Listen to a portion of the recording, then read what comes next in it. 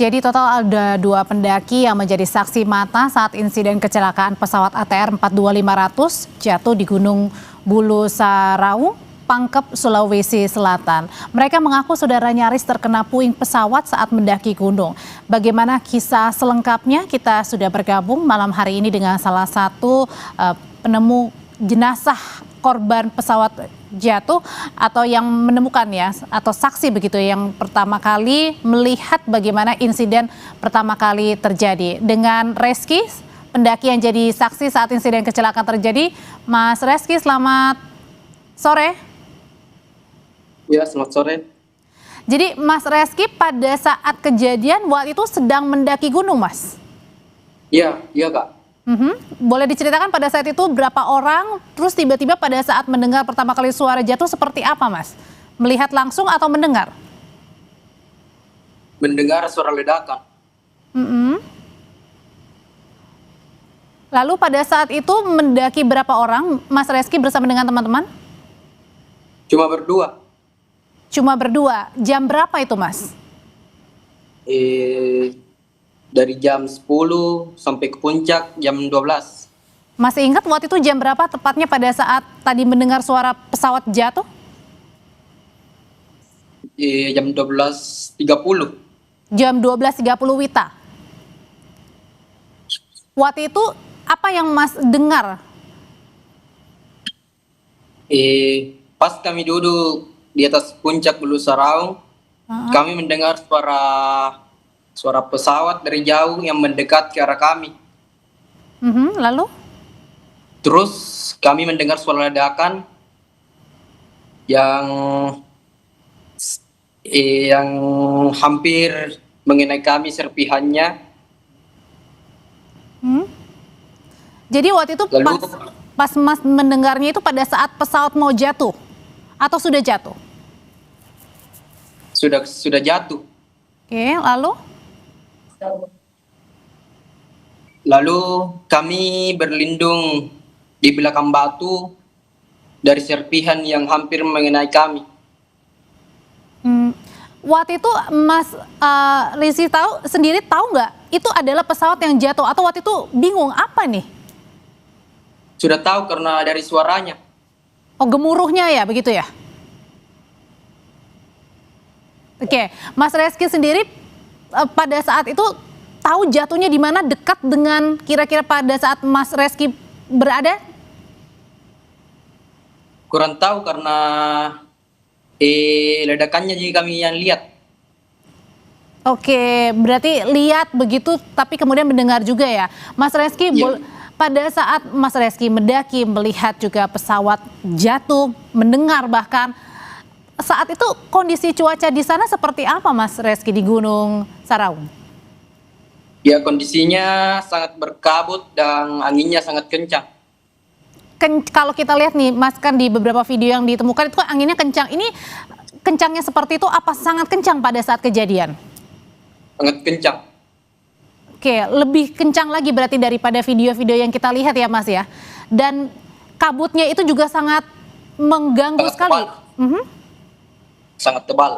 Sangat tebal kabutnya. Sehingga kalau Mas Reski juga melihat dengan pandangan mata sulit ya, Mas ya? Sulit. Kalau pada saat Mas Reski kan kemarin itu melakukan pendakian ya bersama dengan satu kawan lagi ya, Mas. Pada saat melakukan pendakian, waktu itu medannya seperti apa, Mas?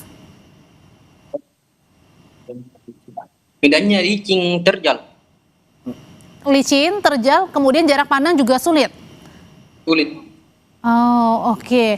Nah, Mas Reski, tadi kan pada saat Mas Reski mendengar, apakah kemudian Mas Reski dan kawan satu lagi mencoba untuk melihat sebenarnya titiknya di mana, berusaha untuk mencari, sempat nggak, Mas? Ya, kami tinggal 1 jaman di atas, sempat kabutnya terbuka, ternyata tidak terbuka. Apanya terbuka, Mas? Kabutnya. Oke. Oh, maksudnya kabutnya masih tebal pada saat itu, Mas Reski berusaha mencari juga, tapi kemudian sudah menunggu 1 jam tetap saja masih tebal, tidak bisa melihat apa-apa. tidak bisa. Oke, Mas Reski kan tadi bilang ada hampir terkena serpihan ya Mas ya? Iya, iya Mbak. Itu serpihan apa? Tahu nggak Mas? Di bagian mana pesawat kira-kira? Tahukah? Kurang tahu, bahannya itu fiber, Oh, putih. kecoklatan. Ada berapa banyak? Satu saja, besar, atau ada beberapa part? 3 part. 3 part.